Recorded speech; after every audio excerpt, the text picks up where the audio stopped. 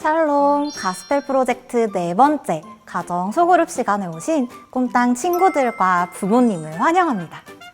지난 주일에 들었던 하나님의 말씀을 기억하며 가족들과 즐거운 시간을 가져보도록 하겠습니다. 모두 가스펠 프로젝트 책과 필기도구를 준비해주세요.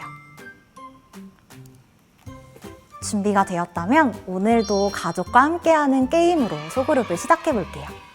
오늘의 게임은 바로 잊어버리지 않아요입니다. 게임 방법은 간단해요. 우리 집으로 예를 들어볼까요? 우리 집에 가면 여러 가지 물건들이 있죠. 가족들이 돌아가면서 우리 집의 물건을 한 가지씩 이야기하는 거예요. 다음 사람은 이 전의 물건까지 기억하며 다른 물건을 말합니다. 이렇게 반복하며 계속 이어가는 게임이에요. 이렇게 말이죠. 우리 집에 가면 냉장고도 있고, 우리 집에 가면 냉장고도 있고, 성경책도 있고, 우리 집에 가면 냉장고도 있고, 성경책도 있고, 과자도 있고. 게임을 잘 이어가기 위해서는 이전에 했던 것들을 잊어버리지 않아야 되겠죠? 이제 가족이 함께 진행해 보겠습니다. 제시해드리는 2개의 문제로 잊어버리지 않아요 게임을 진행해 주세요. 1번 시장에 가면, 2번 교회에 가면. 모두 준비가 되었나요? 그러면 가족이 함께 게임을 시작하겠습니다.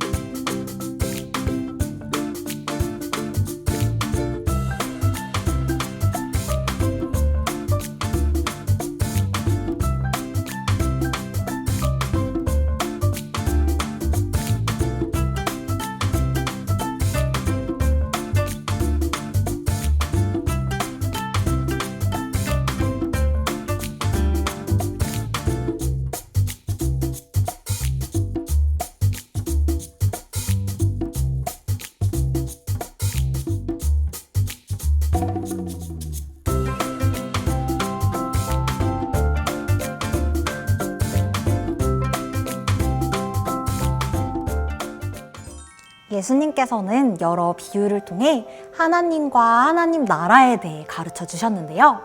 오늘은 잃은 양 비유, 잃은 드라크마 비유, 잃은 아들 비유, 이렇게 3가지 비유를 말씀하고 계십니다. 이 비유를 통해 예수님은 잃어버린 자들을 찾으시고 구원하신다는 사실을 말씀하시는데요. 어떤 이야기를 해주셨는지 영상을 통해 함께 살펴보겠습니다.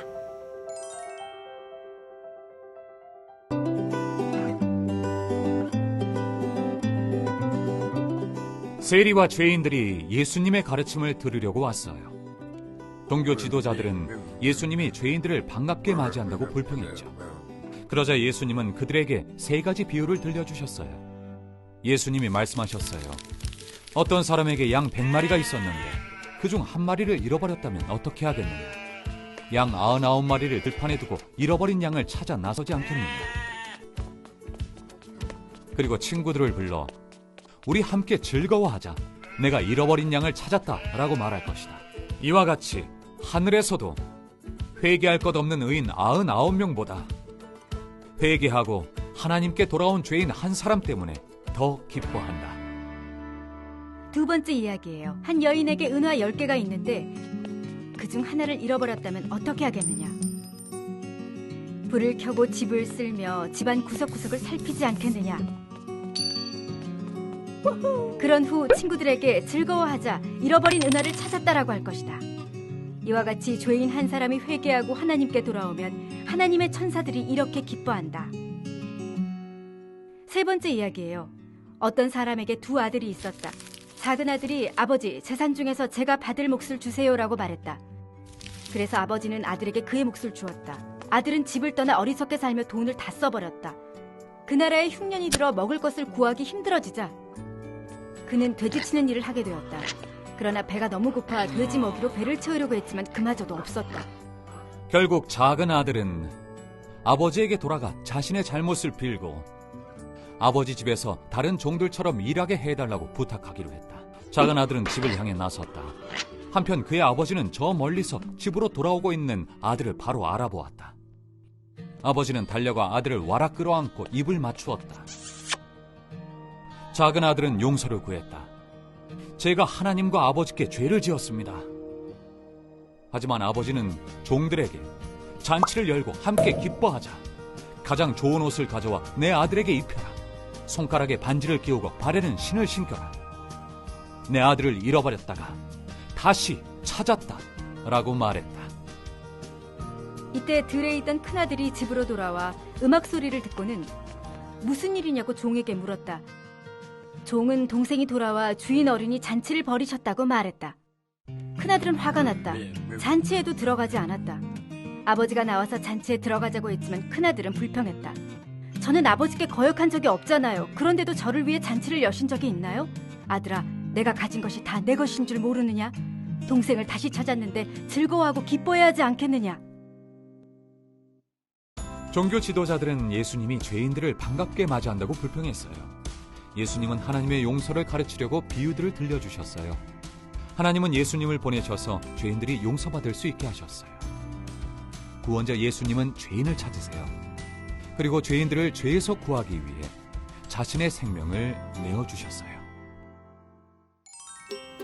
이제 교재 활동을 하는 시간입니다. 저학년은 교재 25페이지를, 고학년은 교재 17페이지를 펴주세요. 준비가 되었다면 부모님과 함께 교재 활동을 해보겠습니다. 지금 시작해 볼게요.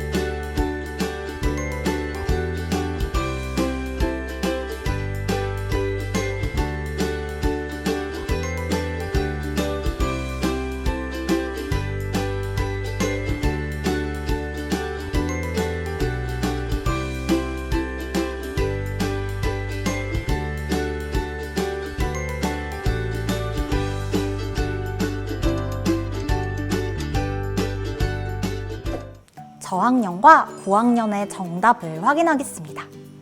그림과 같이 완성이 되었습니다. 이제 말씀을 기억하며 성경 퀴즈를 풀어보는 시간이에요. 오늘의 1번 문제입니다.